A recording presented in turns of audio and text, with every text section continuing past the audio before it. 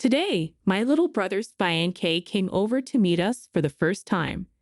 Our relatives gathered, and we were all eagerly anticipating this new addition to the family. However, the visit took an unexpected turn. "But you're just a burden in this society. Having your little brother support you," she bluntly criticized me to my face.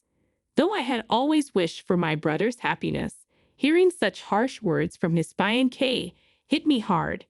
Yet her comment also illuminated the deep-seated feelings my brother had been harboring.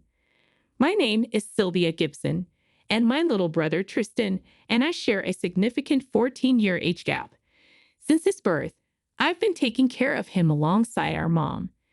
We used to be a close-knit family of four: mom, dad, Tristan, and me. But one day, tragedy struck our happy family. I was 18 when it happened. We were out shopping, and on the way back, the car's tire blew out, causing us to crash hard into a wall. That accident took away our dad, who was driving, and our mom, who was in the passenger seat. I ended up with a lasting injury on my legs from being trapped in the back seat. Miraculously, Tristan, who was sitting next to me, came out unscathed. Our real struggle began from there. With our parents gone, it was just the two of us trying to make a life. Although we received support from our grandma and other relatives, we didn't want to leave the house we had shared with our parents. It was a strong wish we both held on to. At that time, I was about to graduate from high school. I decided to forgo college and work instead, hoping to support us. However, reality hit hard. Life was not easy with my mobility limitations from the leg injuries, and my job options were limited. Despite these challenges, I pushed through, working hard at any job I could manage and taking care of Tristan. Since I couldn't attend college, I had a deep desire for Tristan to earn a degree. I worked relentlessly toward that goal every day. It was tough, but watching him grow kept me motivated and encouraged. Eventually, he made it to college. After graduating, he found a job and stepped into the real world. I'll never forget the image of him in a suit, confidently leaving for his first day at work. As time passed, I aged before I knew it, and I turned 40 last month. Tristan and I still live together. Since he started working, he has been contributing to the household finances every single month. I can't help but be impressed by his consistent support. Now in his third year in the workforce, he is 26 and has grown into a responsible young man.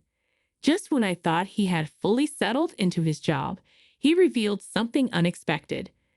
"Listen, Sylvia, I asked my girlfriend to marry me," he said, all shy and embarrassed. He wanted to introduce his fiancée to me. My heart swelled with joy as I listened to him. I thought he had matured into a good man and was super excited to meet her. "She's gorgeous." It was love at first sight for me. She finally said yes after my persistent pursuit. Tristan said, surprising me with his passionate side. As he spoke fervently, I found it adorable and couldn't help but smile. "We're thinking about the wedding once we've saved up some money. For now, we're considering getting the paperwork done and moving in together," he explained. "Well, if you say so, I have no objection. You should introduce her to Grandma and Uncle Jason too," I suggested. He agreed with my suggestion. Grandma and Uncle Jason were the relatives we had been most indebted to. I promptly contacted them, and they were just as delighted. "Wow, he's getting married already. That's great news. It's all thanks to your hard work, Sylvia.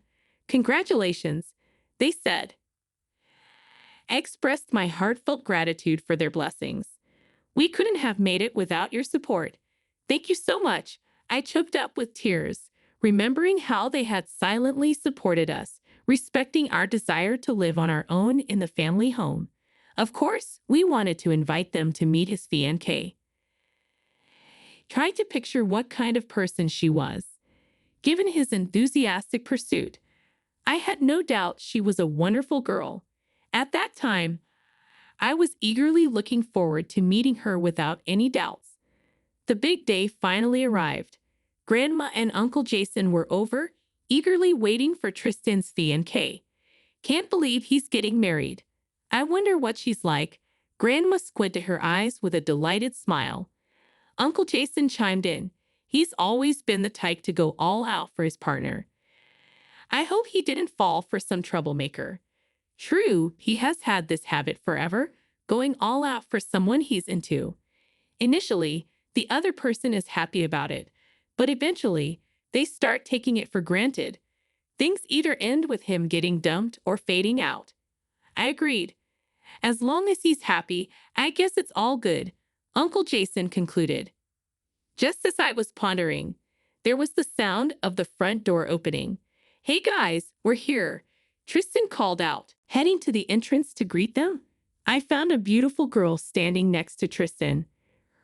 Her name was Lou, 4 years older than him. She had an elegant figure, and I couldn't help but think she was way too good for him. But then an alarm went off inside me. When we greeted Lou, Tristan said, "This is my sister, Sylvia." "Oh, hi," she said casually. A bit puzzled, I responded with a smile. "Nice to meet you. I'm glad you came. Please come inside. Grandma and Uncle Jason are here too." Assuming she might be nervous, I guided them to the living room. As we talked, I figured out why I felt alarmed earlier. She wasn't exactly the friendliest person. Tristan's always been a bit absent-minded, you know. Hope he hasn't been causing you any trouble. Try to make conversation. Not really, she replied curtly. With the relatives here today, maybe you're feeling a bit nervous? I suggested. No, she responded with just a couple of words. Most people would put on a smile and act friendly in a situation like this, but she maintained a sullen expression throughout. I initially thought she might be nervous, but she remained the same. Trying to ease the tension, I dropped the serious talk and tried to make some small talk. "Is there something you enjoy doing?" I asked, trying to lighten the mood. She sighs and suddenly stands up. "There's something I've been wanting to say to you." I was flabbergasted by her sudden confrontation. What she said next was even more unbelievable. "You rely financially on your little brother because of your disability, right?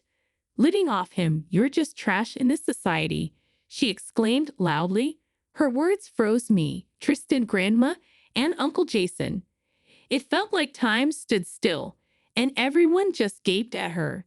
What the heck did she just say? I glared at her, holding back my rage. Tristan spoke up first in the tense situation. "Lou, what are you saying? You know she's a business owner." Seeing him suppressing his anger was something out of the ordinary. He rarely got mad at others. But Lou wouldn't let up. "A business owner. Well, if you're running a business, it's not going well, is it? After all, you're taking money from him every month. It's weird to do that at your age. I won't let anyone, even you, criticize my sister," Tristan said firmly. "You don't get it. You keep giving your money away. That's why we can't even have a wedding." As I was about to calm the heated situation, Grandma spoke up before me. "Tristan, Lou, why don't you calm down a bit?" With her gentle expression, they started to regain some composure.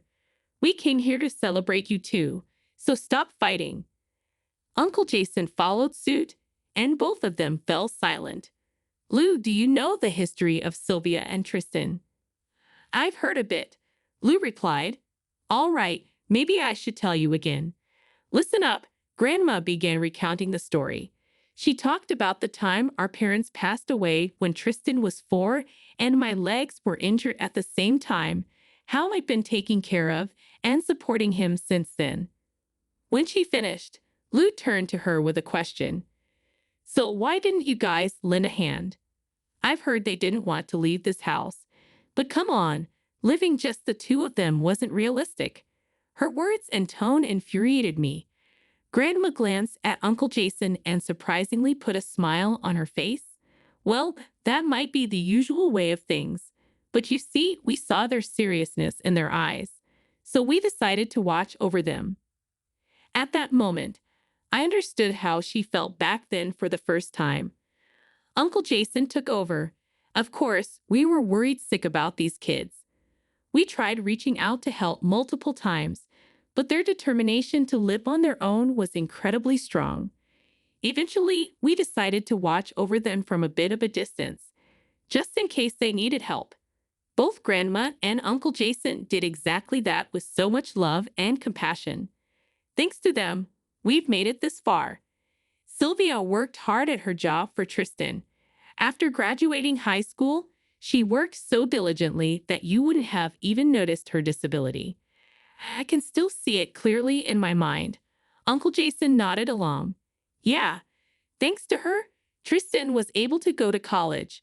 Grandma added. Lou threw another question. I get that she worked hard to raise him, but what's it got to do with taking money?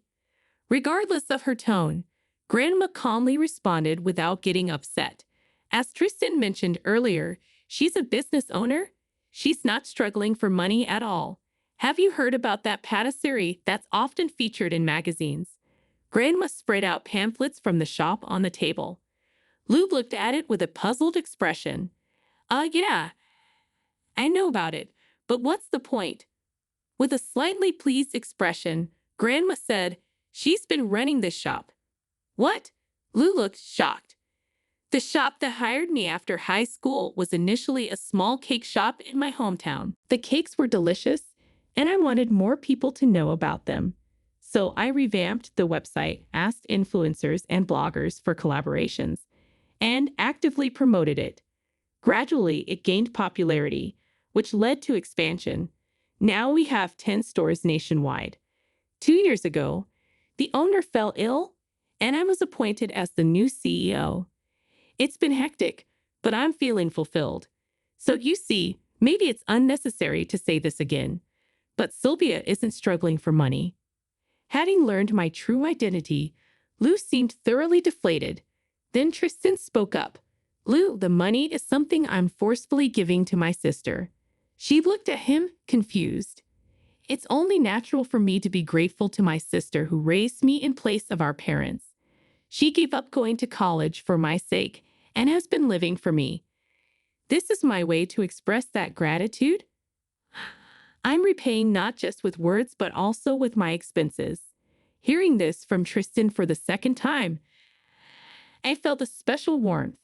The first time he mentioned paying me back, I declined, but he awkwardly and forcefully insisted I accept the money.